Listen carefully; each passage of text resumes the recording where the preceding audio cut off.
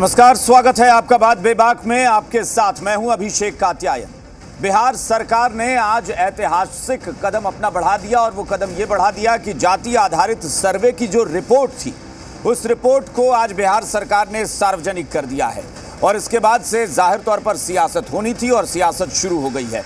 न सिर्फ बिहार में बल्कि बिहार से दूर यानी राष्ट्रीय राजधानी में भी हलचल तेज हो गई। बीजेपी अब इसको लेकर जाहिर तौर पर कोई ना कोई ऐसा डिफेंसिव प्लान तैयार करेगी कि कैसे हमें अपनी तैयारी करनी है। एक तरफ जाति आधारित सर्वे को बीजेपी सही ठहरा रही है, इस रिपोर्ट को लेकर सवाल जरूर खड़े कर रही है और कह रही है कि बहुत जल्दबाजी में इस रिपोर्ट को पेश किया गया है, इस आंकड़े को पेश किया गया है, इस पर बहुत ज्यादा भरोसा नहीं किया जा सकता। यहां तक कि प्रधानमंत्री नरेंद्र मोदी ने भी कह दिया कि जाति के आधार पर समाज को बांटने की कोशिश हो रही है। लेकिन बिहार सरकार गदगद है। नीतीश कुमार ने कहा कि इस आंकड़े को हमने जारी कर दिया है और जो आर्थिक सर्वेक्षण हुआ है उस पर भी हम चर्चा करेंगे। दरअसल मंगलवार को बैठक बुलाई गई है सभी दलों की, उसमें चर्चा होगी।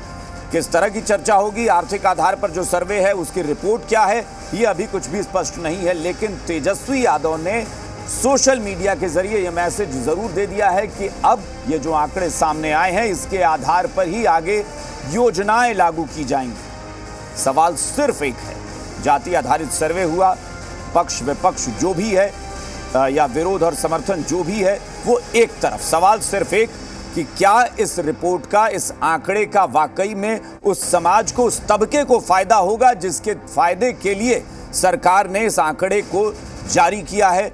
और दूसरा सवाल ये कि क्या इसका कोई सियासी इस्तेमाल भी होगा, क्योंकि हमला इसी बात को लेकर सरकार पर बोला जा रहा है कि सरकार सियासी एजेंडे के तहत वोट बैंक को साधने के लिए इस आंकड़े को सार्वजनिक कर रही है।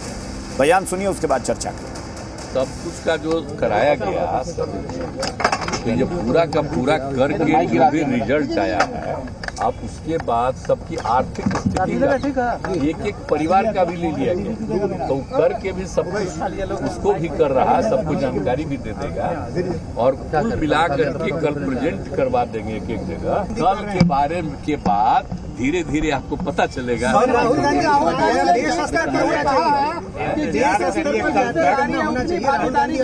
कार्य करना नहीं चाहिए, हम लोग कहाँ से डिमांड कर रहे हैं सर? एक डिमांड जितनी आबादी हम लोग डिमांड कर रहे हैं।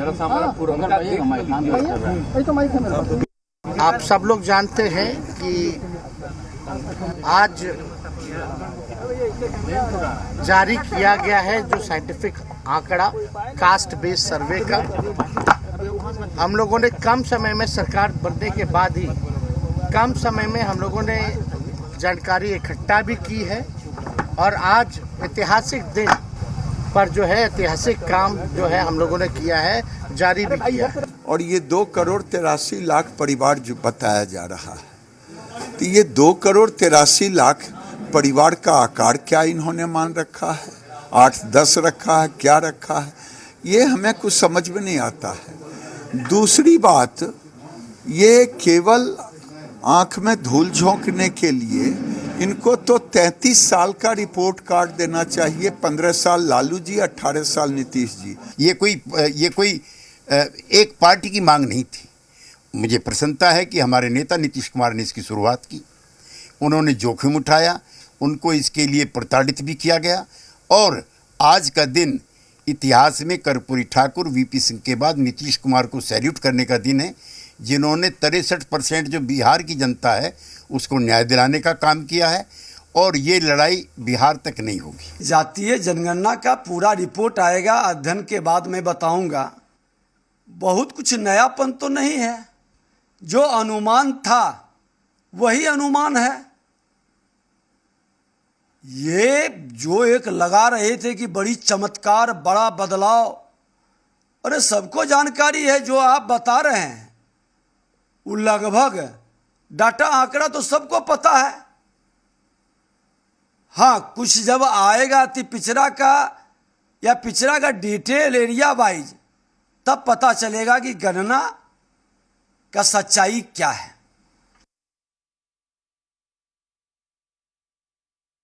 कोर्ट में मामला था, जल्दीबाजी में सरकार कुछ दिखाना चाहती थी कि सरकार को कोर्ट में जवाब देना था कि हमने कर लिया, अचानक से जब कोर्ट में मामला चला तो उस वक्त सरकार ने सीधे यही कहा कि हमने कर लिया है।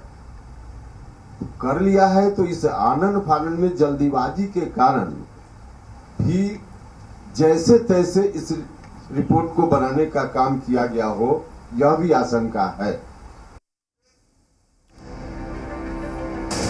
चर्चा के लिए हमारे साथ तमाम मेहमान जुड़े हैं, उनसे आपका परिचय कराते हैं। बिहार में सत्ता पक्ष से आरजेडी के प्रवक्ता एजाज अहमद हमारे साथ हैं और बिहार कांग्रेस के मुख्य प्रवक्ता राजेश राठौर हमारे साथ जुड़े हैं और विपक्ष से बिहार बीजेपी के प्रवक्ता प्रेमरंजन पटेल हमारे साथ हैं। इसके अलावा राष्ट्रीय लोक जनता दल के राष्ट्रीय महासचिव माधव आनंद हमारे साथ जुड़े हैं। राजनीतिक विश्लेषक के तौर पर डॉक्टर संजय कुमार हमारे साथ हैं। आप सबका बहुत बहुत स्वागत है इस चर्चा में। एजाज अहमद साहब, शुरुआत में आपसे करता हूं और सवाल बहुत एक लाइन का सवाल कि इस आंकड़े से, इस सर्वे से, जिसको सर्वे कह रहे थे, अब तो अभी तक जो आंकड़े आए हैं वो तो सिर्फ जनगणना वाले लगते हैं कि बाकी जो आपने सर्वे किया आर्थिक आधार पर वो अभी आया नहीं है। इससे उद्धार किसका होगा? उस तबके का जिसे आप पिछड़ा कहते हैं या कहते हैं कि समाज में उसे अग्रणी पंक्ति में, आगे की पंक्ति में लाने में कामयाब नहीं हो पाए लोग, उसका उद्धार करेंगे या सिर्फ सियासी उद्धार होगा? जी, हमने जो ये जातिगत गणना कराई है, ये पूरी तरह से जो कमेरे वर्ग हैं, जो पिछड़े हैं, जो अति पिछड़े हैं, जो समाज के वंचित है, जो बैक बेंचर हैं, उनको आगे लाने के लिए और उनको हक और अधिकार देने के लिए हमारा संकल्प है। और इस संबंध में पटना उच्च न्यायालय ने भी जो आदेश निर्गत किया उसमें स्पष्ट रूप से कहा कि किसी के अधिकार छीनने की बात नहीं है, इसमें अधिकार देने की बात है। तो आप लोग बेचैन क्यों हैं? बेचैन तो उन लोग को, बेचैनी उन लोगों को देखी जा रही है जो नहीं चाहते थे कि जनगणना हो। और जिस तरह से भारतीय जनता पार्टी ने राजनीति की, ये सबको पता है। जैसे ही इस मामले को कोर्ट के द्वारा रोका गया, भारतीय जनता पार्टी के कार्यालयों में मिठाइयां बांटी गई। यह स्पष्ट रूप से दर्शाता है कि भारतीय जनता पार्टी को इन वर्गों के सामाजिक राजनीतिक उत्थान से कोई मतलब नहीं है। ये तो चाहते थे कि किसी तरह से मामले को फंसा दिया जाए और इन्होंने पिछले दरवाजे से अपने लोगों के माध्यम से पीआईएल दाखिल करवाया। अच्छा, वो तो बीती बातें हो गई ना, अब आगे बताइए ना। बीती बातें हो गई, अब बताइए इस आंकड़े का क्या करेंगे? क्योंकि आपने अभी कोर्ट का जिक्र किया, आपने कोर्ट का जिक्र किया, हाई कोर्ट ने एक चीज और बोली थी और वो चिंता जाहिर की थी कि कहीं इन आंकड़ों का सिर्फ सियासी इस्तेमाल तो नहीं होगा। याद है कि कोर्ट ने टिप्पणी की थी। ये देख लीजिए, इसके बाद लोग सर्वोच्च न्यायालय गए। सर्वोच्च न्यायालय में इन्होंने चालाकी किया। पहले इन्होंने दिया कि ये नहीं करा सकते राज्य सरकार के अधीन ये मामला नहीं जा सकता है। लेकिन जब इनको समझ में आया कि माननीय सर्वोच्च न्यायालय कहीं हमारे खिलाफ फैसला न दे दे, तो राताराती इन्होंने कहा कि एफिडेविट वो गलत चला गया था, उसको मैं वापस लेता हूं। और तुषार मेहता के माध्यम से जो अटॉर्नी जनरल है, इन्होंने दूसरा एफिडेविट देने का काम किया। ये चालाकी है भारतीय जनता पार्टी, और चालाकी की राजनीति ज्यादा दिन नहीं चलती है। अब जब हम आंकड़े सामने लाए हैं और जो जिनकी संख्या जितनी है उसके आंकड़े को प्रस्तुत किए हैं, तो इनको बेचैनी हो रही है। और बेचैनी में किस किस तरह की भाषा इस्तेमाल कर रहे हैं ये देख लीजिए ना। ठीक है, मैं आ रहा हूं। मैं अगला सवाल भी आपसे लूंगा, उससे पहले पटेल साहब से एक रिएक्शन ले लेते हैं। प्रेमरंजन पटेल जी, आंकड़े सार्वजनिक हो गए हैं और आज देख रहा था बीजेपी के तमाम नेता कह रहे हैं कि नहीं, हम तो चाहते भी थे कि ये हो, लेकिन फिर भी इफ बट लगाया जा रहा है और आंकड़े की विश्वसनीयता पर भी सवाल खड़े हो रहे हैं बहुत सारे कि भाई वो आंकड़ा सही नहीं है, सर्वे सही से नहीं हुआ है या गणना सही। अभिषेक जी जी, आंकड़े आए हैं। अभिषेक जी, आंकड़े आए हैं, लेकिन आंकड़े आधे अधूरे आए हैं। केवल जातीय जो ऐसे गणना का आंकड़ा आया है, लेकिन आर्थिक आधार पर जो आंकड़े आने थे, जो शैक्षिक सामाजिक तौर पे जो ऐसे जिन लोगों का आर्थिक आधार पे, वो उसका आंकड़ा कहां आया है? जिन जातियों को हमको, जो दबे कुचले शोषित थे, कमजोर थे, जिन जातियों को हमको ऊपर लाना था, उनके आंकड़े उस आधार पर आने चाहिए थे कि किन लोगों को अब तक वंचित रखा गया है, किन लोगों को योजनाओं का लाभ नहीं मिला है, जिसके लिए हम ये अगर सर्वे किए थे, गणना किए थे जाति आधारित, तो उसके आंकड़े पूरे तो आने चाहिए। दूसरा बात कि जिस प्रकार से आपने देखा है कि सीमांचल के इलाके में जनसंख्या का डेमोग्राफी में चेंजिंग हुआ है, बड़ी संख्या में जैसे उस इलाके में आबादी बढ़ी है, आबादी किस पटेल साहब, कुछ आवाज में बांग्लादेशी घुसपैठिए बड़ी संख्या में हमारे देश के अंदर भी आए हैं और उन बांग्लादेशी घुसपैठियों की पहचान नहीं हुई, वो हमारे राज्य के नागरिक नहीं है, हमारे देश के नागरिक नहीं है। ठीक है पटेल साहब, मुझे लग रहा है 1 मिनट पटेल साहब, आवाज में कुछ दिक्कत आ रही है। एजाज साहब प्लीज, एजाज साहब एक एक करके बोलिए तो ठीक रहेगा। मैं एक बार माधव आनंद जी के पास चलता हूं, मुझे लगता है कुछ स्टूडियो में पटेल साहब की आवाज कम आ रही है। माधव आनंद जी आंकड़े आ गए हैं और इस आंकड़े को लेकर बड़ा दावा किया गया। मैं तेजस्वी यादव के उस ट्वीट पर जो उन्होंने किया है, उन्होंने लिखा है कि भाई इसके आधार पर ही अब योजनाएं हम तैयार करेंगे। इन आंकड़ों का उन योजनाओं में बहुत बड़ा आधार बनेगा ये आंकड़े जो हैं। लेकिन इसी बीच लालू प्रसाद यादव का देखिए सोशल मीडिया पर लिखना, उन्होंने इसकी मांग कर दी है और ये आवाज उठाई है कि हाँ, जिसकी जितनी भागीदारी उसकी उतनी हिस्सेदारी। और इसी का डर था जिसका केंद्र सरकार बार बार कहती थी कि जब ये होगा तो इसके जरिए इसी तरह की मांग उठाई जाएगी जो समाज में विभेद पैदा करेगा। कोर्ट ने साफ तौर पर यह हिदायत भी दी थी कि इसका राजनीतिक इस्तेमाल मत करिए, चुपचाप आप इसके आधार पर समाज का भला करने की सोचिए। अभिषेक जी देखिए, जब जातिगत गणना की जब बात हुई थी तो तमाम दल जो है अपने राजनीतिक विरोध को ऊपर रखते हुए सब लोगों ने एक स्वर से समर्थन किया था। और बीजेपी को भी मैं धन्यवाद देता हूं क्योंकि बीजेपी और जेडीयू उस समय सरकार में थी और बीजेपी की स्टेट यूनिट ने भी पुरजोर समर्थन करने का काम किया था।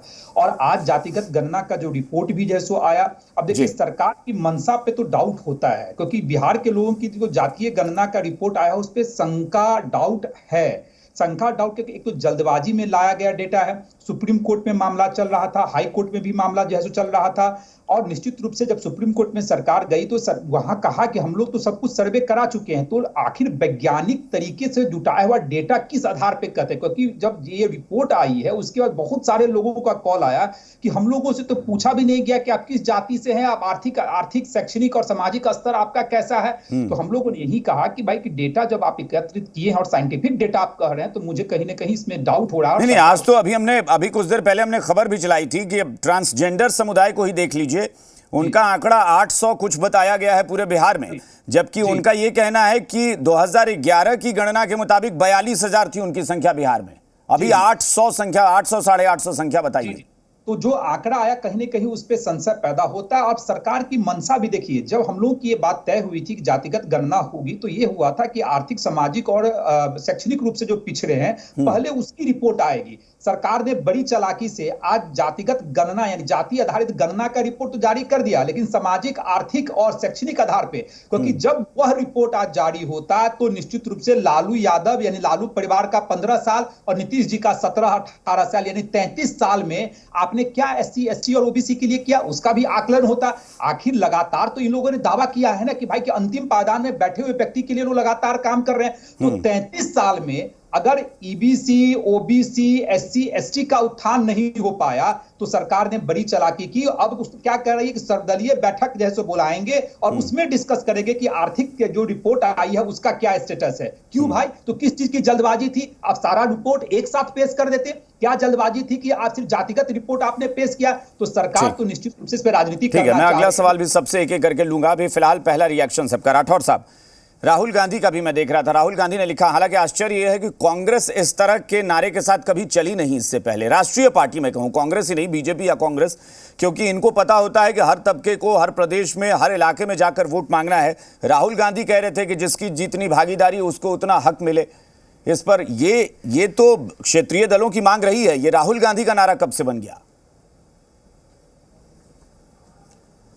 अभिषेक जी, सबसे पहले तो आज ऐतिहासिक दिन बापू के जयंती पर जातिगत जनगणना भारतीय जनता पार्टी और नरेंद्र मोदी सरकार के लाख व्यवधान के बावजूद, चाहे राजनीतिक या कानूनी व्यवधान के बावजूद, इंडिया गठबंधन की बिहार सरकार ने जातिगत जनगणना प्रस्तुत कर एक नया मिसाल कायम किया और नया मिसाल इसी। हालांकि मैं इस पर ऑब्जेक्शन लगाऊंगा राठौर साहब कि आप लोग इस शब्द का प्रयोग करके ही कोर्ट के आदेश की अवहेलना कर रहे हैं। ये सब लोग जो आप लोग ये ढिढोरा पीट रहे हैं, जाति आधारित जनगणना, आप लोगों ने कोर्ट में लिखित में दिया है कि जनगणना नहीं है, ये सर्वे है। तो फिर नहीं, मैं आप लोगों को इसलिए कह रहा हूं कि फिर तो कोर्ट में लिखा हुआ झूठा आप लोग कर रहे हैं ना। जनगणना शब्द का प्रयोग क्यों कर रहे हैं आप लोग? सुन तो लीजिए ना, सुन तो लीजिए ना, हम कितने सेकंड बोलेंगे उसके बाद आप पूरा सवाल रखिएगा। भाई जब आप गलत बोलेंगे तो हम तो उसी वक्त टोकेंगे ना कि हम इंतजार करेंगे कि 2-4 बार और गलत बोलें। आप कोई सवाल नहीं कर पाएंगे, मेरी बात खत्म हो फिर आप सवाल कीजिए। हम सभी नहीं, मैं कह रहा हूं कि सिर्फ जनगणना शब्द का प्रयोग मत कीजिए, बाकी आप कुछ भी करिए। पहले भारतीय जनता पार्टी से हम लोग कभी बात नहीं खत्म। ये दुख इस बात का है कि लगातार केंद्र सरकार के विपक्ष में जो सरकारें हैं या यहाँ हम सरकार में हैं, कभी हमारी बात 1 मिनट तक लगातार नहीं हुई है। हम अपनी बात रखना चाहते हैं तो दबा के मुझे वही ठाकुर की बात कही जाती है कि मैं जो कहता हूं वो बोलिए। हम कैसे बोले वो बात? राठौर साहब इसको आप दिल पर इसलिए ले रहे हैं क्योंकि आपको टोका गया, लेकिन इसको इस तरीके से आप नहीं समझ रहे हैं कि आपको कोर्ट में लिखित दिए हुए दस्तावेज के आधार पर टोका गया। मैं अभिषेक जी एक शब्द के बाद एक शब्द, एक शब्द के बाद एक शब्द, एक शब्द के बाद एक शब्द में कभी डिबेट हो नहीं सकता। भाई इसको दिल पर क्यों ले रहे हैं राठौर साहब? ये ईगो वाला मसला थोड़ा ही ना है, सही और गलत का मसला है। कोर्ट में आप लिखित में देते हैं कि हम सर्वे करा रहे हैं, जनगणना का इस्तेमाल नहीं करेंगे। आपने फिर जनगणना बोला तो मैं टोकूंगा। ये ईगो का मसला नहीं है, ये कोर्ट में लिखे हुए दस्तावेज का मसला है। नहीं, इन्होंने अरे इस सर्वे को तो भारतीय जनता पार्टी लगातार दिन भर बोल रहा है। तो सर्वे बोलिए ना, जनगणना क्यों बोल रहे हैं? सर्वे बोलिए, मुझे कोई आपत्ति नहीं है। भाई इनसे पूछ लीजिएगा कि 2011 में भी पटेल साहब प्लीज आप रुकिए। पटेल साहब आप रुकिए। हाँ राठौर साहब आप अपनी बात क्यों नहीं किया? राठौर साहब आप अपनी बात कीजिए। हाँ क्यों नहीं किया? अभिषेक जी, मैं फिर इस बात को शुरू से कह रहा हूं कि यह एक ऐतिहासिक दिन पे जो शुरू में सर्वसम्मति से जातिगत सर्वे की बात हुई थी, आप ही की बात हम बोल रहे हैं, सभी पार्टी ने बिहार में समर्थन किया था। दिल्ली में जाके भारतीय जनता पार्टी बदल गई थी। बिहार सरकार यानी कि इंडिया गठबंधन की सरकार ने निर्णय लिया कि हम यह गणना कराएंगे, यह सर्वे कराएंगे और करा के यह प्रस्तुत किया।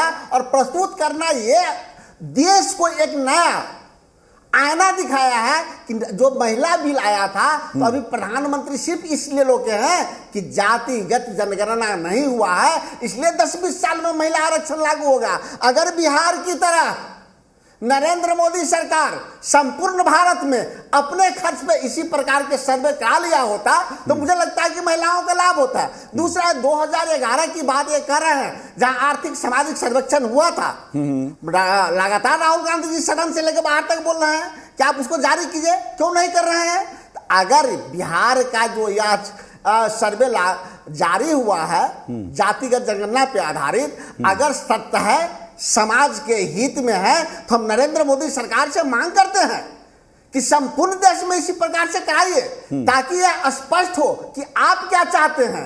तो आपके लोग बिहार से दिल्ली जाते हैं समर्थन में। ये तो सच है राठौर साहब कि आप लोगों ने बिहार में जो किया है, ये मांग बिहार से अब बाहर निकलेगी, ये तो तय है कि अब देश में उठेगी। और राहुल गांधी ने उसको हाथ में ले भी लिया है, उन्होंने मैसेज दे दिया कि वो राष्ट्रीय एजेंडा बनेगा। नहीं, अभिषेक जी अलग, अभिषेक जी मैं नहीं, नरेंद्र मोदी जी ने अभी संसद में जो महिला बिल लाया उसमें क्यों रोका गया? 24 में क्यों नहीं लागू होगा? इसलिए ना 2010 में जब राज्यसभा से पारित हो गया था तो लोकसभा में क्यों नहीं ले गए? इनके साथ जो बैठे वो फांसी लगा रहे थे, जहर खा रहे थे। किसी सर्वे के पक्ष में भारतीय जनता पार्टी के खिलाफ है, अगर पक्ष में है तो नरेंद्र मोदी सरकार पूरे भारत में इस प्रकार की सर्वे कराएगी तो कब कराएगी?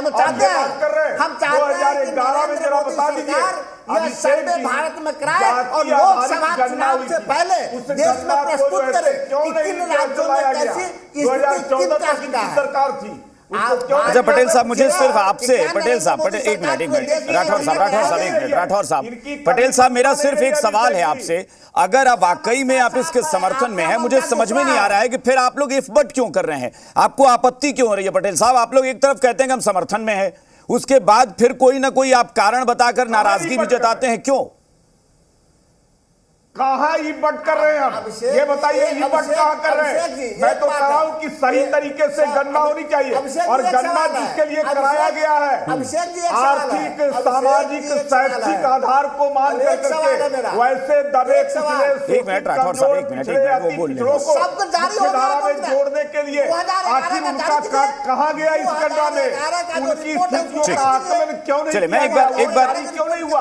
हम तो ये कह रहे हैं। एक बार एजाज अहमद साहब के पास चलता हूं, फिर मैं डॉक्टर संजय के पास जाऊंगा। एजाज अहमद साहब, छोटी सी टिप्पणी, तेजस्वी यादव का कुछ अलग कहना होता है, लालू प्रसाद यादव एक अलग मांग रखते हैं। लालू प्रसाद यादव वो मांग रखते हैं जिसको लेकर कहीं ना कहीं कोर्ट को अंदेशा था कि एक सियासी एजेंडा बन सकता है। तो फिर ये नारा अभी लगाने की जरूरत क्या है जब सर्वदलीय बैठक पहले ही बुला ली गई है कि भैया सर्वदलीय बैठक होगी? एजाज अहमद साहब। देखिए कात्यायन जी, माननीय सर्वोच्च न्यायालय ने ही ईडब्ल्यूएस में फैसला देते हुए कहा कि जो 50% से अधिक नहीं आरक्षण की व्यवस्था की बात थी, उसको हम तोड़ रहे हैं, उसको कहीं ना कहीं समाप्त कर दिया गया। तब जब समाप्त कर दिया गया तो ये तो हमारा हक है, अधिकार है कि हमारे जो संख्या के लोग हैं उनको उस संख्या के हिसाब से आरक्षण की व्यवस्था होनी चाहिए। ये जब माननीय सर्वोच्च न्यायालय का ही फैसला है तो आप उसको कैसे कह रहे हैं कि न्यायालय के परिधि से बाहर जाकर के बात कर रहे हैं? आप सोचिए, सर्वोच्च न्यायालय का फैसला, सर्वोच्च न्यायालय को कोर्ट कर रहे हैं। सर्वोच्च न्यायालय ने थोड़ी ना कहा है कि आप जनसंख्या के आधार पर लीजिए। आप कैसे, आप लोग किस आधार पर भाई सुप्रीम कोर्ट को या मतलब क्या बोलकर आप लोग कोर्ट करते हैं? पता है कि सर्वोच्च न्यायालय ने कहा है, राहुल गांधी यही बयान दिए थे और माफी मांगनी पड़ी थी। मतलब आप सर्वोच्च न्यायालय को कोर्ट कर दिए कि सर्वोच्च न्यायालय ने कहा है कि जनसंख्या के आधार पर ले लो जितनी सीटें लेनी है। नहीं, ये क्या बोल रहे हैं? हम बोल रहे हैं कि 50% से ऊपर का जो प्रतिबंध था उसको समाप्त कर दिया। हाँ तो ये, अरे भाई वो क्या किया वो मैटर नहीं है, लेकिन आपने जो अभी कोर्ट किया कि जब सर्वोच्च न्यायालय ने ही कह दिया कि हम उस दायरे को तोड़ चुके हैं। और जब एनडीए की सरकार बनी तब 20%। चलिए, मैं एक बार डॉक्टर संजय के पास चलता हूँ। डॉक्टर संजय, ठीक है, ठीक है, एक मिनट प्लीज। पटेल साहब प्लीज, एक एक करके सब लोग बोलिए, सबको सुनने का मौका मिलेगा। एजाज अहमद साहब, एजाज अहमद जी प्लीज। डॉक्टर संजय, एजाज अहमद जी, ठीक है, एजाज जी हो गया। डॉक्टर संजय बोल रहे हैं, कुछ सुनिए। हाँ डॉक्टर संजय, ये पहले तो बताइए कि ये जो जातिगत जनगणना बार बार बोल रहे हैं लोग, कोर्ट में लिख के दिया गया और इसी जनगणना पर आपत्ति हुई थी कि भाई ये सिर्फ केंद्र को अधिकार है, आप सर्वे कराइए, आर्थिक आधार पर, शैक्षणिक आधार पर, कुछ भी कराइए। और इन्होंने रिटन में दिया कि हाँ ये सर्वे है, हम चला रहे हैं कि जनगणना के आंकड़े हैं, क्योंकि हमें पता है कि वो आंकड़े जनगणना के हैं। लेकिन सरकार अपनी जुबान से कैसे बोल सकती है जब रिटन में दिया सरकार ने कि जनगणना नहीं है? तो सरकार, इसका मतलब है कि उसको सियासी मुद्दा बना रही है कि हमने जनगणना कराया है। कहां से कास्ट सेंसस कराने का अधिकार स्टेट को नहीं, राज्य को नहीं अधिकार है। एजाज जी थोड़ा सुन भी लीजिए ना, फिर आपसे आपत्ति जो होगी बताइएगा, फिर सुनेंगे आपको। हाँ जी। कास्ट सेंसस कराने का अधिकार केवल केंद्र को है। बिहार सरकार ने वही 17 बिंदुओं को लेकर के, जब इनके वकील गए थे हाई कोर्ट में और उन्होंने कहा कि ये तो 17 जो बिंदु है ये तो कास्ट सेंसस को रिफ्लेक्ट कर रहा है, इसमें तो ये कास्ट सेंसस करा रहे हैं जो इनके अधिकार क्षेत्र में ही नहीं आता है। तो राज्य सरकार ने प्ली ली थी कि नहीं, हम कास्ट सेंसस नहीं करा रहे हैं, हम सामाजिक आर्थिक सर्वे करा रहे हैं। बिल्कुल। और तब कोर्ट ने इनको परमिट किया था कि हाँ, और इन्होंने प्ली दिया था कि चूंकि हम कल्याणकारी योजनाओं को ले जाना चाहते हैं तो जब तक हमारे पास एक आंकड़ा नहीं होगा सामाजिक आर्थिक सर्वे का, तब तक हम कल्याणकारी योजनाओं को वहां ले कैसे जाएंगे। तो सर्वे के बारे में ऑलरेडी सरकार दे चुकी है, सर्वे, जनगणना नहीं, जातीय जनगणना नहीं है। पॉलिटिकल लोगों को बोलने का अधिकार है, वो कुछ भी बोले, लेकिन यह सर्वे है, सरकार का एफिडेविट है और सर्वे की ही इजाजत मिली थी कि ठीक है आप सर्वे करा लीजिए और करा करके जो वेलफेयर स्कीम है वहां तक पहुंचाइए। एक बात तो ये।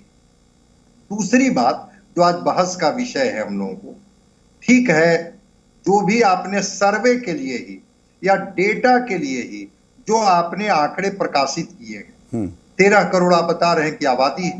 जनवरी में तो आप मकान ही गिन रहे थे और आपने शुरू कब किया? 15 अप्रैल से परिवार गिनना, और 4 मई को कोर्ट ने स्टे लगा दिया वही 17 बिंदुओं को लेकर के, जो कहा कि ये तो कास्ट सेंसस करा रहे हैं, जातीय जनगणना करा रहे हैं। और उस दिन का सरकार का बयान था कि 80% काम तो हमने कर लिया। 15 अप्रैल से 4 तक 80%, 13 करोड़ आबादी का निकाल लीजिए। तो ये एक बात जो आ रही है कि ट्रांसपेरेंट तो नहीं लग रहा है। सब कुछ ट्रांसपेरेंट है या उस आंकड़े में सारे परिवार आ गए हैं और सारों का डेटा आ गया है। हमको लगता है कि जिस तरह से वो पेंसिल से रजिस्टर पर लिख रहे थे, कितने का डाटा डाउनलोड हुआ, कितने का डाटा डाउनलोड नहीं हुआ, मैं नहीं समझता हूं कि जो एग्जीक्यूट कर रहे थे लोग वो कोई पैरेलल तरीके से इसको क्रॉस चेक भी कर रहे थे। तो सरकार को ठीक है, बड़ी बात है कि आपके पास डेटा आ गया कि इतने लोग हैं और आर्थिक डेटा भी आप पेश करेंगे कि उसमें कितने लोग आर्थिक रूप से आगे बढ़े, पीछे हटे, वो कीजिए। लेकिन अगर ट्रांसपेरेंसी नहीं दिखती है तो एक बार आप क्रॉस चेक तो करा लीजिए।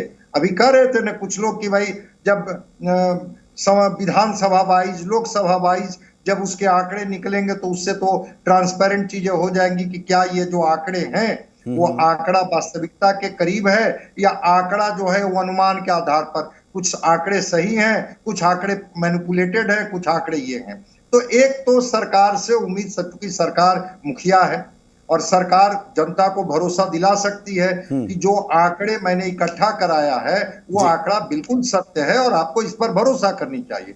एक दूसरी बात, अगर आपका उद्देश्य था वेलफेयर स्कीम को वहां तक पहुंचाना तो बहुत अच्छी बात है। आप आज नहीं किए, 2 दिन बाद, 4 दिन बाद, 5 दिन बाद पब्लिक डोमेन में इसको लाइए कि क्या हमारी शैक्षणिक स्थिति है, सामाजिक ताना बाना अभी हमारा क्या है, आर्थिक स्थिति क्या है। अगर इसको आप लाते हैं तो शायद वो जो कल्याणकारी योजनाएं जिसको लेकर के रोहिणी आयोग की रिपोर्ट की चर्चा बराबर होते रहती है कि कुछ लोग तो इसका लाभ ले लेते हैं और ये डेटा है, और कई जातियां ऐसी हैं ओबीसी में, ईबीसी में, जिनको आज तक लाभ ही नहीं मिला इसका। न शैक्षणिक आरक्षण का लाभ मिला, न उनको नौकरियों में आरक्षण का लाभ मिला।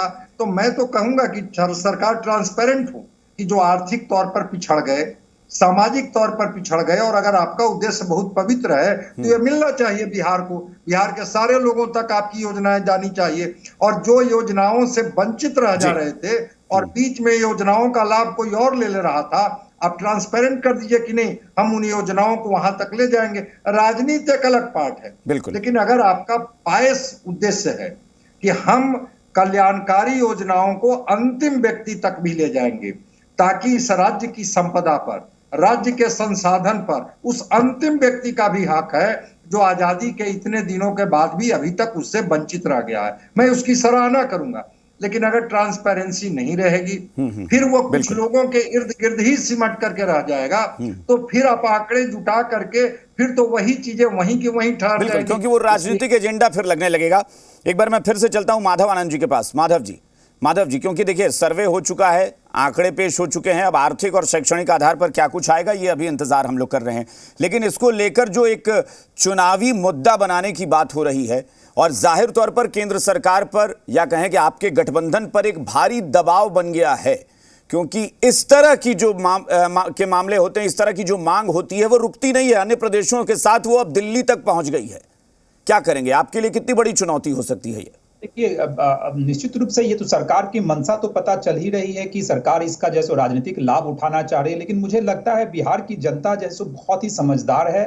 जाति पाति धर्म संप्रदाय मजहब से ऊपर उठ के जैसे विकास की बात होती है हमेशा बिहार में। और निश्चित रूप से आदरणीय प्रधानमंत्री जी का जो नारा है, सबका साथ सबका विकास सबका विश्वास, उस पर हम भरोसा करते हैं। इसीलिए अगर यह सरकार चाहेगी भी कि उसका फायदा उठाया जाए, सरकार जरूर कोशिश करेगी। लालू यादव जी का जो ट्वीट आया, जो आपने बताया, तेजस्वी यादव जी का जो बयान आया, और जिस रूप में सरकार जो है जातिगत गणना, जातिगत सर्वे को जो है जिस रूप में प्रचारित कर रही है, तो उसकी मंशा तो अच्छी तरह पता चल रहा है। लेकिन मैं बार बार यही कह रहा हूं ना, जब सरकार आर्थिक सर्वेक्षण को भी जैसे पेश करेगी, सामाजिक आर्थिक रूप से भी जो कितने लोग जैसे सुदृढ़ हुए हैं, कितने लोगों का एजुकेशन जैसे बढ़ा है, तो ये बात तो होगी ना, बिहार की जनता समझना चाहेगी ना कि 17-18 साल नीतीश कुमार का और 15 साल लालू यादव का, आखिर तो सरकार तो इन्हीं दोनों की रही है ना।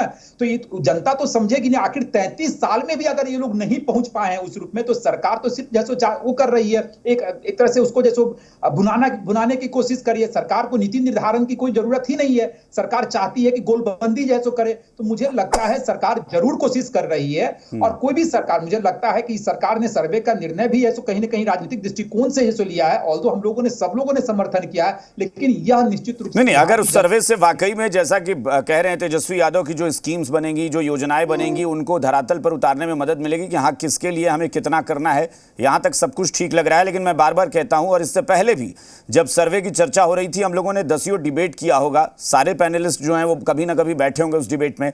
मैं बार बार कहता हूं कि क्या सरकार या सियासी दलों को आरक्षण और बंटवारा शब्द में फर्क समझना पड़ेगा कि आरक्षण किसे कहते हैं और बंटवारा किसे कहते हैं, क्योंकि ये जो मांग बार बार उठ रही है ये समाज को बंटवारे वाला मांग है कि भाई अगर 100 में 90 हम हैं तो 90 अगर अधिकारियों की सीट है तो वो हमारी ही होगी, 10 उधर होगी। देखिए आरजेडी का तो चाल चलन चरित्र शुरू से रहा है ना, आप जानते हैं कि अगड़ी पिछड़ी की राजनीति हमेशा से। फिर तो टैलेंट और कंपटीशन जैसी कोई चीज ही नहीं रहेगी ना, फिर तो बांट दीजिए सीट। वही मैं अभिषेक जी कह रहा हूं ना कि अगर रिजर्वेशन ही अगर सब कुछ का समाधान निकाल दे तो भाई ठीक है, जिसकी जितनी संख्या सबको रिजर्वेशन दे दो, अगर उससे अगर शैक्षणिक रूप से सामाजिक रूप से सब लोगों का उत्थान हो जाए तो उसको दे दीजिए, लेकिन मुझे नहीं लगता है कि उस चीज की जो जरूरत है। ठीक है, मैं एक बार कांग्रेस के पास भी चलता हूं। राठौर साहब, मुझे लगता है ना कि आप राष्ट्रीय पार्टी हैं और सत्ता में जाहिर तौर पर कभी आप होते हैं या अभी बीजेपी है, तो आप अगर राष्ट्रीय पार्टी हैं और गठबंधन को लीड करते हैं तो वो चुनौती आपके लिए ज्यादा बड़ी होगी। इस मांग का अगर समर्थन आज राहुल गांधी कह रहे हैं कि 84% ओबीसी SC ST मिलाकर हैं बिहार में, तो जब इस तरह की बातों का आप सपोर्ट करते हैं कि उसके हिसाब से देंगे, क्या आप दे पाएंगे केंद्र में जब आप होंगे? याद रखिएगा, आपकी चुनौती हर तबके को लेकर चलने की होगी। क्या आप आरक्षण की वकालत करते हैं या समाज में बंटवारे की वकालत करते हैं? इन दोनों में बहुत बड़ा फर्क है। अब अभिषेक जी, मुझे पूरा आग्रह कि जो समय हमको निर्धारित कीजिए उसमें अपनी बात मैं खत्म कर दूंगा, फिर मैं आपके सवाल लूंगा जी। राहुल गांधी जी पे आपने सवाल किया कि राहुल गांधी जी ये बोल रहे हैं आप सरकार में आइएगा तो ऐसा कीजिएगा क्या? एक आप बताएं, पूरा देश देख रहा है, आपके चैनल को बाहर के लोग भी देख रहे होंगे कि हाल के दिनों में जिन जिन राज्यों में चुनाव हुआ है और राहुल गांधी जी ने जो वादा किया है, क्या वह महीना 2 महीना में लागू नहीं हुआ हो? चाहे महिला को धन देने की बात हो, महिला योजना की बात हो, या पुरानी पेंशन योजना कांग्रेस शासित राज्यों में हो, या अनेक ऐसे बात हैं जो हमारी कर्नाटक से लेके और राजस्थान से लेके हिमाचल तक चले जाए, जहां हमारी सरकार है छत्तीसगढ़ में, कि सरकार बनते जितनी बातें कांग्रेस पार्टी कही है वो पूरा करने का प्रयास नहीं किया है। एक तो हमारी सरकार बनेगी तो स्पष्ट है कि राहुल गांधी जी ने बोला है तो उसको करेंगे, नंबर 1। नंबर 2 कि लगातार हम सुन रहे हैं, एक सौभाग्य की भी बात है कि बिहार में हम सत्ता में हैं तो एनडीए के साथी देश भर में सत्ता में है, सत्ता केंद्र के उनके हाथों में है, और इस सर्वे को ये उचित मानना है कि सर्वे जारी हुआ, अच्छी बात है, इसमें त्रुटियां हैं तो दावे आपत्ति होंगे, त्रुटियां कम होगी। अगर यह अच्छी बात है तो क्या केंद्र सरकार संपूर्ण भारत में ऐसी सर्वे कराएगी? एक। तीसरा कि अभी माधव आनंद 2-3 बार इस बात को बोले हैं कि 15 साल नीतीश जी या 15 साल लालू यादव। नीतीश जी अब 18-19 साल में चले गए हैं, जिसमें 15 साल लालू यादव थे और 15 साल सिर्फ भाजपा समर्थित सरकार रहा है नीतीश कुमार का, भाजपा भी सत्ता में थी। तो अगर जो स्थिति इस 15-17 सालों में है बिहार के आर्थिक स्थिति का, सिर्फ जिम्मेदार मुख्यमंत्री को, सरकार के और मंत्री क्यों नहीं? क्या भाजपा? नहीं, राठौर साहब जिम्मेदार, ठीक है राठौर साहब, आपका ये सवाल, आपका सवाल वाजिब है राठौर साहब। नहीं, आपका सवाल राठौर साहब, आपका सवाल वाजिब हो सकता है कि बीजेपी भी उतनी ही उसकी जिम्मेदार होगी, लेकिन यही तो सवाल है कि क्या ये नीतीश कुमार स्वीकार कर सकते हैं कि उस 18 साल में उस तबके का विकास नहीं कर सके, जिसके बाद उनको जाति आधारित सर्वे के जरिए ये पता करना पड़ा कि क्या स्थिति बन गई है? ये सवाल तो उठेंगे ना, बीजेपी भी भागीदार होगी, वो बात की बात। क्या नीतीश कुमार इसको स्वीकार करेंगे? अभिषेक जी, डंके के चोट पे राहुल गांधी जी से लेकर नीतीश कुमार, तेजस्वी यादव जी लगातार इस बात को बोल रहे हैं कि इन दिनों तक पिछड़े वर्ग के समाज या सवर्णों में ओस लोग जो आज तक आजादी के इतने दिनों बाद भी कौन कौन से जात के कौन कौन से लोग हैं जो समाज के मुख्य धारा से नहीं जुड़ पाए हैं, पिछले पैदान पर हर समाज के लोग हैं। मेरे सवाल का जवाब राठौर साहब, मैं अपने सवाल का जवाब का इंतजार कर रहा हूं। आपने इतनी बातें कर ली, आपने इतनी बातें कर ली, मेरे सवाल का जवाब आपने नहीं दिया कि केंद्र में अगर कांग्रेस कभी नेतृत्व करेगी तो क्या इस बात का समर्थन करेगी इस नारे का कि हाँ, जिसकी जितनी संख्या उसकी उतनी हिस्सेदारी हो जाए? इस आधार पर आप तय कर देंगे? मैंने क्या कहा कि राहुल गांधी जी ने जो बोला है, जो ट्वीट किया है, इससे पहले जो बोले थे, एक बात बता दीजिए कि राहुल गांधी कभी देश से झूठ बोले हो मोदी की तरह? कभी नहीं। हमने जो बातें कर्नाटका में कही, जो छत्तीसगढ़ में कही, जो राजस्थान में कही, जो हिमाचल में कही, अन्य राज्य में, उसको हम सरकार आते पूरा करते हैं। राहुल गांधी जी झूठ नहीं बोलते हैं। अगर इन्होंने कहा ना कि माधव जी कुछ जवाब, माधव जी कुछ कमेंट करना चाह रहे हैं? हाँ, माधव जी कुछ कहना चाह रहे हैं, उसके बाद पटेल साहब के पास जाता हूँ। माधव जी, तो उनको क्यों माधव जी कुछ कह रहे हैं? राठौर साहब, माधव जी कुछ आपकी बात पे कह रहे हैं। हाँ, राजेश राठौर साहब ने बोला कि बीजेपी भी सरकार में थी।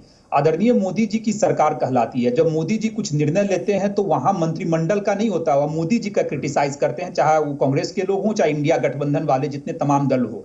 तो क्या आदरणीय नीतीश कुमार जी सरकार की अगुवाई कर रहे हैं, जो 18 साल से, राजेश राठौर जी ने कहा कि 18 साल से नीतीश जी अगुवाई कर रहे हैं, तो क्रेडिट भी इन्हीं को जाता है। और अगर कुछ गलतियां हुई है तो जो उसका नुकसान होगा वो आदरणीय मुख्यमंत्री जी को जाएगा, और मुख्यमंत्री जी जिम्मेदार होंगे। तभी तो मैंने कहा कि किस जल्दबाजी में आपने जातिगत सर्वे का रिपोर्ट जारी किया। आप आर्थिक, ठीक है, मैं एक बार, हाँ ठीक है माधव जी एक बार मैं पटेल साहब के पास भी चलता हूं। पटेल साहब, मुझे एक बात बताइए, ये जो भागीदारी और हिस्सेदारी का नारा लगना शुरू हो गया, राठौर साहब प्लीज, राठौर साहब एक एक करके, राठौर साहब समय है, राठौर साहब समय है, हम आपके पास फिर आ जाएंगे। राठौर साहब प्लीज, राठौर साहब फिर आ जाएंगे। पटेल साहब ये नारा जोर पकड़ रहा है और उस नारे के साथ आपको चलना शायद मजबूरी बन जाए। नहीं, सबसे पहले तो मैं राठौर जी को जवाब दे दूं कि राहुल गांधी को बोलना ही नहीं आता है। वो उनको ये समझ में ही नहीं आता है कि मैं क्या बोल रहा हूं, ये समझ में ही नहीं आता है राहुल गांधी को। ये तो सबको पता है, उनको खुद पता नहीं होता है, और राहुल गांधी क्या बोलेंगे? आज तक कांग्रेस सत्ता में कितने लंबे समय तक आजादी में रहे, आज तक जो ऐसे गरीबी रेखा इनके कारण जो ऐसे जाती रही, कभी जो ऐसे दबे पिछले, शोषित, कमजोर, पिछड़े, अति पिछड़े के लिए कभी जो ऐसे इन लोगों ने काम किया। मोदी जी के आने के बाद उन वर्गों के लिए योजना बनाकर उन तक पहुंचाने का काम। आप बता दीजिए, गरीब कल्याण योजना 80 करोड़ लोगों को अगर अनाज मिल रहा है तो कौन से वर्ग है? अगर जो ऐसे आवास प्रधानमंत्री का मिल रहा है, कौन से वर्ग को मिल रहा है? किसान सम्मान मिल रहा है, किसको मिल रहा है? अगर स्वच्छता अभियान के तहत जो ऐसे शौचालय बन रहा है, किसका बन रहा है? अगर लोगों के उज्ज्वला योजना का गैस कनेक्शन मिल रहा है तो किनको मिल रहा है? ये पता है कि इनकी मंशा क्या रही है। एक परिवार की पार्टी बना करके और सत्ता पर काबिज होना, बाकी देश के लोगों को चिंता नहीं करना, यही तो इनका रहा है। राजकुमार बनकर करके, देश के राजकुमार बनकर करके ये बनना चाहते हैं। राठौर साहब, जब आप बोल रहे थे, राठौर साहब आप बोल रहे थे तो सब लोग सुन रहे थे। राठौर साहब आप बोल रहे थे तो सब लोग सुन रहे थे। जैसा व्यक्ति, राठौर साहब आपके समय में उन्होंने नहीं बोला, जो एक अंतिम पायदान पर रहने वाले से उठ करके ठीक है, ऊपर देश मैं पर आया। यहाँ बंद करिए इसके आवाज में, डॉक्टर संजय के पास चलता हूँ मैं। राठौर साहब जब आप बोल रहे थे तब कोई नहीं बोल रहा था। पटेल साहब ने आपको बीच में नहीं टोका, प्लीज ये एक मिनट। पटेल साहब, मैं डॉक्टर संजय के पास चलता हूं। डॉक्टर संजय, मैं इस नारे पर आ रहा हूं, जिस नारे को लेकर अब ये चिंता बढ़ी है कि अब बीजेपी उस नारे का कितना समर्थन करती है। राहुल गांधी ने भी सोशल मीडिया पर लिख दिया कि बिहार में 84% आई है और हमारी सरकार आएगी, हम सुनिश्चित करेंगे कि संख्या के मुताबिक हिस्सेदारी दी जाए। एजाज अहमद साहब टेलीविजन पर बैठकर करें, हाँ ये नारा जाहिर तौर पर बहुत पहले से है, ये नारा कोई आज का नहीं है, लेकिन ये आज के समय में 21वीं सदी में भी अगर इस नारे के साथ चलेंगे तो एक सामाजिक विभेद की स्थिति होगी कि आरक्षण और बंटवारे में क्या ये सियासी दल फर्क भूल गए हैं? नहीं, चीजों को तो जातियों के आधार पर नहीं तय किया जाना चाहिए, और इस बात को मुझे बोलने में कहीं कोई ये नहीं है। हाँ, अगर कोई आर्थिक तौर पर पिछड़ गए हैं तो निश्चित रूप से बाबा साहब ने जो कहा था कि उनको उस आधार पर आगे बढ़ाने की जरूरत है। लेकिन अगर किसी जाति ने खूब संख्या बढ़ा ली, अब इसकी वजह से उनकी दावेदारी हो जाएगी कि चूंकि इन्होंने इतनी संख्या बढ़ा ली, तब तो अमेरिका की जनसंख्या कितनी है? अब वो पूरे विश्व को कहेगा लोग कि अमेरिका की जनसंख्या इतनी क्यों रह गई भाई? अब उसके सारे साधन संसाधन पर जो देश की जनसंख्या सबसे ज्यादा है उसका अधिकार होना चाहिए। जो गरीब है, जो कमजोर है, जो आर्थिक रूप से पिछड़ा है, जिसको रिजर्वेशन की जरूरत है, जिसको मदद की जरूरत है, बिल्कुल उसको आगे बढ़ाने की जरूरत है और हमेशा ही समर्थन में रहा हूं। लेकिन अगर इसको आप पॉलिटिकल टूल के रूप में आप इस्तेमाल करेंगे, क्योंकि फिर देश में ये हो जाएगा ना कि आरक्षण की व्यवस्था लागू की गई कि हाँ भाई चलिए 50% तक आरक्षण की एक सीमा रखी गई कि 50% आरक्षण दीजिए कि इन लोगों के लिए है, लेकिन बाकी 50% में भी वो तबका कंपटीशन के आधार पर आता है तो वो क्वालिफाई करता है। अब इनकी मांग जो होती है कि अगर 85 हमें तो 85 सीटें मेरी दे दी जाए, 15 उनको दे दी जाए, तो फिर आरक्षण कहां, फिर तो बंटवारा हो गया कि 15 पे वो बैठेंगे, 85 पे हम बैठेंगे, ये तय हो गया। फिर हेल्दी कंपटीशन और बाकी एजुकेशन की बात ही कहां होगी फिर? कात्यायन जी, टूट चुकी है। इस बंटवारे से न देश का भला होगा न राज्य का भला होगा। मैं कहीं से भी इससे सहमत नहीं हूं। मैं फिर कह रहा हूं कि आप आर्थिक तौर पर अगर आपने सर्वे किया, उस सर्वे को लाइए ना पटल पर और लगे कि इस जाति के इतने लोग आर्थिक रूप से इतने कमजोर हो गए हैं, उनको आगे बढ़ाने के लिए कल्याणकारी योजनाओं की जरूरत है, आप बिल्कुल पहुंचाइए। उनके हिस्से की वो योजना होनी चाहिए और उस योजना पर केवल और केवल उनका अधिकार होना चाहिए। हम इसके समर्थक हैं। लेकिन इस आधार पर कि इसकी संख्या, ये नाराज से चल रहा है कि जिसकी जितनी संख्या भारी उसकी उतनी हिस्सेदारी, तब तो घर में एक परिवार का 2 बच्चा है, एक परिवार का 10 बच्चा है। अब कहेगा कि भाई ये जो 10 बच्चे वाले हैं वो 2 वाले का जो है कि पूरे हिस्से का लाभ वो ले लेंगे, ऐसा कुछ नहीं चलता है। समाज बहुत आगे बढ़ गया है। अच्छा स्कूल, अच्छे अस्पताल, अच्छी सड़कें, अच्छा रोजगार, इस पर बात कीजिए ना। और इस पर, इस देश के साधन संसाधन पर सबका अधिकार हो। लेकिन अगर इस तरह के नारे को आप देंगे, नहीं ये तो डॉक्टर संजय ऐसा ये लगता है ऐसा कि आज की राजनीति जो है ना वो सिर्फ अपने कंफर्ट जोन के मुताबिक चलती है। ये खुद कहते हैं कि हमने अच्छे अस्पताल बनाए, ये खुद कहते हैं हमने अच्छी शिक्षा व्यवस्था दी, ये खुद कहते हैं कि हमने हर तबके के लिए काम किया, खुद कहते हैं कि अच्छे स्कूल दे दिए हैं। जब सब कुछ आपने दे दिया, फिर आपको क्यों लगता है कि नहीं हम उस तबके को इतनी सीट एकदम जब तक नहीं देंगे तब तक नहीं होगा? ये अपने आप में एक बड़ा सवाल है एजाज साहब। और ये जो बार बार आप कह रहे हैं ना वो EWS का मतलब क्या है भाई? वो आर्थिक आधार पर आरक्षण की बात है, उसमें नहीं है। आपने निकाला है ना सर्वे, उस सर्वे में देख लीजिएगा कायस्थ की आबादी आपने क्या निकाली है, आधी फीसदी से थोड़ा ज्यादा, तो क्या उस हिसाब से सीट बांट दें? कात्यायन जी, जो आप सीमा की बात कर रहे हैं वो 49.5% से ऊपर। अरे जो 10% आप बात कर रहे हैं वो आर्थिक आधार पर दिया गया ना, अब उसमें क्या जनसंख्या के हिसाब से बांट दें? आपने आधी फीसदी कायस्थ आबादी बताई है तो बांट दें आधी फीसदी। प्रतिबंध समाप्त हो गया कि नहीं हो गया, इसको आप एडमिट कीजिए। सीमा प्रतिबंध समाप्त हुआ कि नहीं हुआ? भाई साहब मैंने कब बोला कि नहीं हुआ? मैंने कब बोला? लेकिन मैं ये कह रहा हूं कि क्या आप सारी सीटें रिजर्व करना चाहते हैं कि आप बंटवारा चाहते हैं? आप बता दीजिए। कात्यायन जी, देखिए कात्यायन जी, आप शायद पूरी बात नहीं समझ पा रहे हैं। हाँ। माननीय तेजस्वी प्रसाद यादव जी ने स्पष्ट कर दिया कि हम योजना आकार में जो वर्गों के मामले आए हैं सामने और जिनके आर्थिक सर्वेक्षण में भी मामले सामने आएंगे उनको हम जोड़ने का काम करेंगे। माननीय मुख्यमंत्री जी ने कल सर्वदलीय बैठक बुला ली है, उसमें सारे आर्थिक और शैक्षणिक और अन्य मामले सामने आएंगे। तो मेरा लालू जी की बात को हम तवज्जो ना दें, लालू जी की बात को तवज्जो ना दें, वो भी मैं बता रहा हूं ना, सुनिएगा तब तो धैर्य रखिए ना। उसके बाद माननीय लालू प्रसाद जी ने जो बातें कही है वो स्पष्ट रूप से सामाजिक न्याय की जो व्यवस्था है और जो गरीब तबके के लोग हैं उनको आरक्षण से जो कहीं ना कहीं रोक रखा गया, आप स्वयं अभी कहे हैं तो वही है कुछ फिर वही बात आप कर रहे हैं, फिर वही बात आप कर रहे हैं। आरक्षण कैसे हो सकता है? वो आरक्षण कैसे हो सकता है भाई? अगर मान लीजिए आपको 50% आरक्षण दिया गया, 5 कुर्सियां रखी हैं, उसमें 2 रिजर्व कर दिया गया, बाकी 3 तो ऐसा है ना कि जहां कंपटीशन के आधार पर लोग बैठते हैं। एक ही परिवार में यही सामाजिक न्याय है, यही तो है सामाजिक न्याय। मंडल कमीशन के रिकमेंडेशन में भी ये बातें आई थी कि ये अभी फिलहाल लागू किया जा रहा है, इसको आगे बढ़ाया जा सकता है, ये स्पष्ट रूप से उसमें व्याख्या था।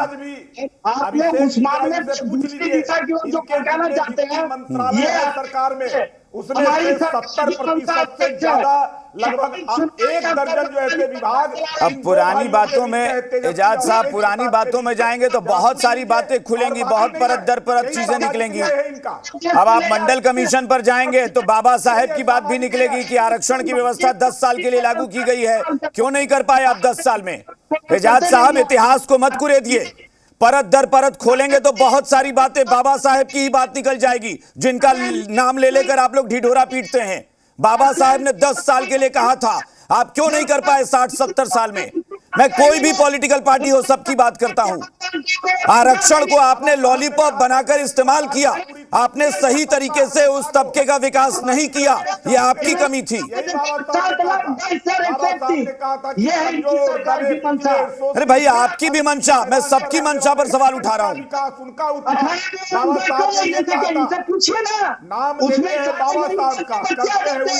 जिनकी संख्या आज आप कह रहे हैं कि उनको भागीदारी नहीं मिलनी चाहिए, उनको भागीदारी हम इसलिए देना चाहते हैं कि उनको हर स्तर पर हम ऊंचा उठाना चाहते हैं, सामाजिक स्तर पर, राजनीतिक स्तर पर, उनको शैक्षणिक स्तर पर। भाई मौका तो आपको भी मिला था, मौका सबको मिला है बारी बारी से। मौका तो भारतीय जनता पार्टी 18 वर्षों तक यहाँ सत्ता में रही, 17 वर्षों तक, और भारतीय जनता पार्टी को आप कभी दोषी नहीं ठहरा रहे। आप नीतीश जी के नेतृत्व पर ही सवाल खड़ा कर रहे हैं। आप पूछिए ना भारतीय जनता पार्टी वालों से कि आप भारतीय जनता पार्टी ने नरेंद्र मोदी जैसे आप बिहार पर अटके पड़े, मैं तो पूरे देश की बात कर रहा हूं कि भाई ये आरक्षण जो है वो आप लोगों के लिए क्या है। राष्ट्रपति बनाया, रामनाथ कोविंद जैसे व्यक्ति को राष्ट्रपति बनाया, भारतीय जनता पार्टी की तुलना आप तो देश के अंदर जनगणना नहीं करा रहे हैं। एक ही परिवार से मिलना ही चाहिए। अरे भाई, तो आपने किया ना, आपने किया तो वो पूरे देश में तो आपने दबाव बना दिया है। अब तो कम से कम आप निश्चिंत रहिए कि देश में दबाव बना है वो भी शायद करवाएंगे आपके कहने पर। ठीक है, चलिए राठौर साहब, ये जब पुरानी बातें होंगी ना और पुरानी चीजों को जब कुरेदा जाएगा कि मंडल कमीशन में ये था कि उसका दायरा बढ़ाया जा सकता है, बहुत कुछ था पुराने इतिहास में जाएंगे तो। भाई बाबा साहेब ने जब संविधान की बात की और बाबा साहेब ने जो आरक्षण की बात की तो उसमें 10 साल का उन्होंने एक बैरियर लगाया कि 10 साल है, 10 साल के बाद तय किया जाएगा कि सामाजिक उत्थान कितना हुआ, उस आधार पर हम बढ़ाएंगे। इतने साल में जब मैं किसी भी पॉलिटिकल पार्टी की, मैं सिर्फ कांग्रेस की बात नहीं करूंगा राठौर साहब, बीजेपी भी, भाई क्यों नहीं कर पाए आप लोग। ये जो सियासी बिरादरी है इसने आरक्षण को किस तरीके से इस्तेमाल किया, लॉलीपॉप, कि हर चुनाव में इसको मुद्दा बनाओ। अभिषेक जी, महिला आरक्षण बिल अभी आया, अब 35 के बाद लागू होगा, उसको तो आप चुनावी जुमला मान लीजिए। नंबर 1, हम 2 सवाल छोटे छोटे हैं, क्योंकि आप बीच में ही हमको बोलने नहीं दीजिएगा। एक, कि जिसकी जितनी भागीदारी है उसको इतनी हिस्सेदारी के पक्ष में भारतीय जनता पार्टी है कि नहीं है, एक। दूसरा, आपने कहा कि सबको रिजर्वेशन तो मिल गया, लेकिन कई ऐसे दलित हैं, पिछड़ा है, जो रिजर्वेशन के दायरे में है, लेकिन IAS IPS बनता है तो जनरल कैटेगरी में चला जाता है, उसकी भी बात होनी चाहिए। जैसे कभी कभी होता है कि आप अकेले हैं, बड़े लोग हैं, 10 कमरा में रात में घूम घूम के सोते रहते हैं, अब कोई 10 परिवार है, 1 कमरा में रात बिताता है, उसकी बात होनी चाहिए कि उसको भी कम से कम 1 कमरा मिले। आपको 10 कमरा है, इस पर कोई किसी को आपत्ति नहीं है, लेकिन आप 10 कमरा में 1 मालिक है, लेकिन 1 कमरा में 10 मालिक सो रहा है, उसकी बुनियाद में हम लोग को जाना पड़ेगा। आजाद जब देश हुआ तब से देश का हालात, आप जो उदाहरण दे रहे हैं वो जाति का नहीं है, वो गरीबी का है। राठौर साहब, आप उदाहरण सुधारिए। आप जो उदाहरण दे रहे हैं वो जाति का नहीं, गरीबी का है। आप ही तो आर्थिक सामाजिक सर्वेक्षण की बात किए हैं। मैंने भी तो आर्थिक आधार पर कहा, मैं तो जाति की बात कर रहा हूं, जब वो 85% जाति और जनसंख्या बताकर हक मांगते हैं। राहुल गांधी जी क्यों बोले हैं? क्या सिर्फ 3% ही OBC हैं जो IAS हैं, जिनको वहां तक कई सीनियर IAS हैं, फिर उनको सेक्रेटरी क्यों नहीं बनना चाहिए? क्यों नहीं उनको प्रधान सचिव बनना चाहिए? क्यों ना उनको जगह मिलना चाहिए? इसकी बात होनी चाहिए। ऐसा थोड़ी है, ये थोड़ी है ये प्रधानमंत्री देखिए पढ़े लिखे रहते तब ना हम प्रधान सचिव कहते हैं, प्रधानमंत्री कहते हैं। टेलीप्रॉम्प्टर से सुनने में बड़ा दिक्कत है अभिषेक जी, टेलीप्रॉम्प्टर वाला को बड़ा दिक्कत होता है। हम प्रधान सचिव बोलते हैं, ये प्रधानमंत्री समझते हैं। आप देख रहे हैं ना, प्रधानमंत्री और प्रधान सचिव में जिसको अंतर समझ में नहीं आता हो उसको समझाना बड़ा मुश्किल है, क्योंकि इनके नेता टेलीप्रॉम्प्टर से बोलते हैं, ये भी टेलीप्रॉम्प्टर से बोलते हैं। कम से कम कहे प्रधानमंत्री और प्रधान सचिव में अंतर समझे कि जिसकी जितनी भागीदारी है, हम सबका धर्म और कर्तव्य है कि उसको उतनी हिस्सेदारी मिले। इस पक्ष में भारतीय जनता पार्टी है या नहीं वो पूछिए। राठौर साहब, हम कहते हैं प्रधान सचिव, ये समझते हैं प्रधानमंत्री। टेलीप्रॉम्प्टर से पटेल साहब, राठौर साहब सुनिए, ठीक है पटेल साहब, राठौर साहब सुनिए, राठौर साहब इसका जवाब दिए ना। ठीक है पटेल साहब, भाई मैं आवाज फिर बंद करूंगा, फिर मैं दूसरे के पास जाऊंगा, अच्छा नहीं लगता। राठौर साहब 1 मिनट सुनिए और पटेल साहब सुनिए। देखिए राठौर साहब, यहाँ पर मैं आप मुझसे ये उम्मीद, राठौर साहब ठीक है, मैं माधव जी के पास चलता हूँ। माधव जी ये अब देखिए अलग बहस है। टेलीविजन पर बैठकर सियासी दल तो बोल सकते हैं, मैं नहीं बोल सकता, मैं पत्रकार हूं, मेरी एक मर्यादा। मैं कैसे तय करूं कि भाई कोई आईएएस बन गया, अगर रिजर्वेशन में भी आ गया तो अब उसको सचिव बनाने के लिए भी रिजर्वेशन चाहिए? मुझे नहीं पता, ये अब कानूनी मसला हो सकता है, संवैधानिक हो सकता है, ये आप लोग बोल सकते हैं। लेकिन ये भी क्या एक मुद्दा बनेगा देश में कि भाई आईएएस बन गए रिजर्वेशन पर, लेकिन अब सचिव बनेंगे कि नहीं, इसका भी तय करना होगा रिजर्वेशन के हिसाब से। अभिषेक जी देखिए, बहुत संवेदनशील मुद्दा है, 21वीं शताब्दी में हम लोग हैं। नहीं, ये इसलिए क्योंकि ये आप ही लोगों की बिरादरी के राठौर साहब भी और सब लोग, ये तो आग सुलगाने वाली बात हुई, ये तो फिर कभी बुझेगी ही नहीं आग ना समाज में। वही मैं कह रहा हूँ कि 21वीं शताब्दी में हम लोग जी रहे हैं, जहाँ विकास की बात होनी चाहिए, जाति धर्म संप्रदाय मजहब की बात नहीं होनी चाहिए।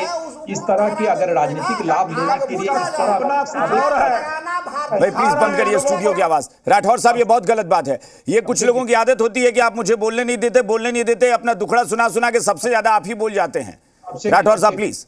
हाँ अभिषेक जी, 21वीं शताब्दी में हम लोग जी रहे हैं और जहां हम लोग इस तरह की अगर बातें करें तो ये बड़ा दुर्भाग्यपूर्ण लगता है। और जहां तक अगर इसी को आधार अगर मान लिया जाए अभिषेक जी, तो मेरी व्यक्तिगत राय है, सब जो समाज जिसकी संख्या कम है तो कहीं ना कहीं पॉपुलेशन विस्फोट हो जाएगा। आप समझिए इस चीज को। अगर ये होगा क्योंकि तो फिर होड़ मच जाएगी ना, फिर जनसंख्या नियंत्रण का मिशन क्या होगा?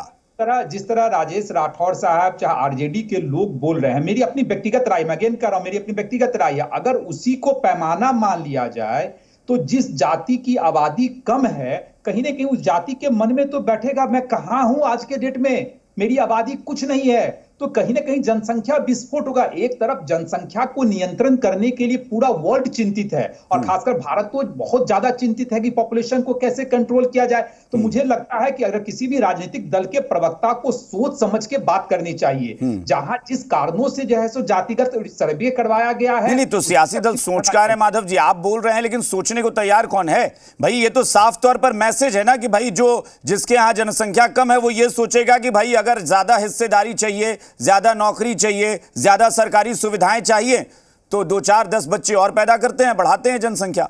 बहुत दुर्भाग्य है अभिषेक जी, इसलिए मैं बहुत गंभीरता से सबकी बातों को सुन रहा था। मुझे खुद आश्चर्य लग रहा था कि पढ़े लिखे लोग भी अगर इस तरह की बातों में करें, चाहे राजेश राठौर जी हो, चाहे आरजेडी के लोग हो, चाहे XYZ किसी। राठौर साहब आप सुनने की भी थोड़ा सा धैर्य सुना भी करिए राठौर साहब please.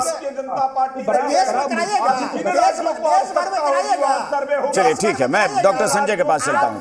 1 minute doctor Sanjay please studio की आवाज एकदम बंद करिए। ये राठौर साहब, पटेल साहब, ये गलत बात है।